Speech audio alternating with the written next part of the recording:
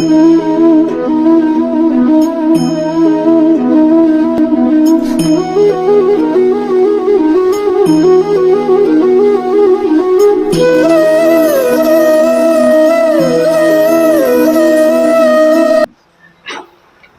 नमस्कार मित्रांनो, मी आहे वैभव रामागरे आणि सध्या मी आलोय अकोला जिल्ह्यातल्या काटेपूर्णा नदीकाठी.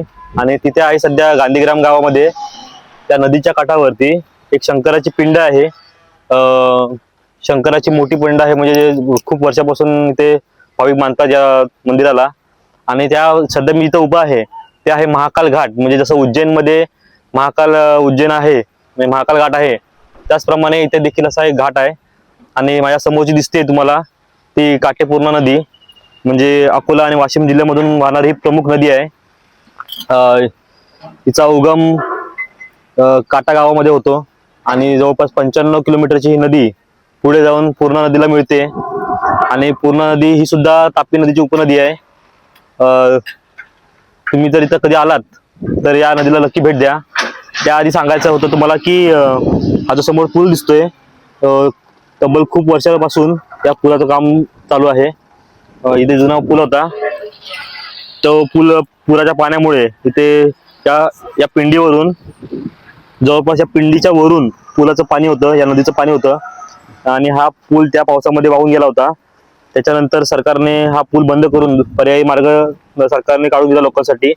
आणि आता त्याची तब्बल आधीच्या पुलापेक्षा डबल हाईट यांनी केलेली आहे. आधीचा पूल इंग्रजांनी 1927 मध्ये बांधला होता.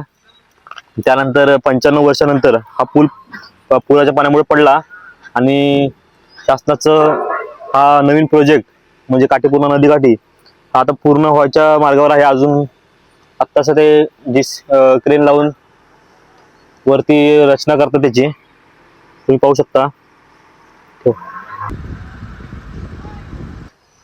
तुम्ही पाहू शकता इथे जवळपास काही लोक इथे, म्हणजे इथे वाळू उपसा सुद्धा करतात, म्हणजे नदीची. आता हे किती लिगल आहे इलिगल आहे हे आपल्याला या खोलात जायचं नाहीये, पण त्या नदीची भरपूर वाळू म्हणजे घराच्या कामांसाठी वगैरे वापरतात. आणि लोक या नदीला म्हणजे एक देवीच मानतात, पूर्ण देवी, पूर्ण नदी म्हणून.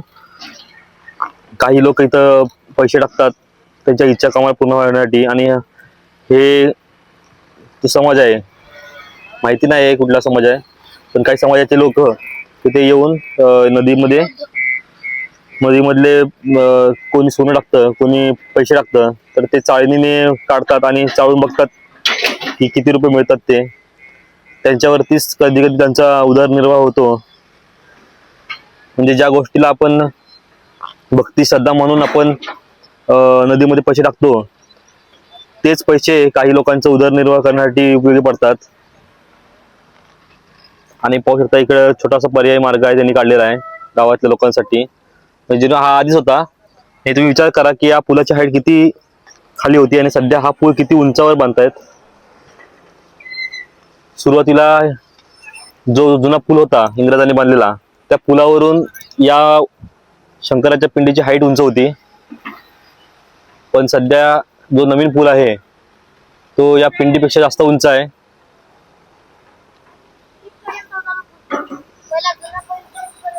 कुठपर्यंत? हे लाव तिथपर्यंत तो पूल होता. हो काय? पर्यंत हो. कधी कधी पूजा गर्दी असते. तर मित्रांनो, तब्बल इथे भरपूर कार्यक्रम सुद्धा चालतात. म्हणजे कोणी अस्थि विसर्जन किंवा पितृदोष वगैरे असतात. गणपती विसर्जन सुद्धा होतं इथं याच नदीमध्ये.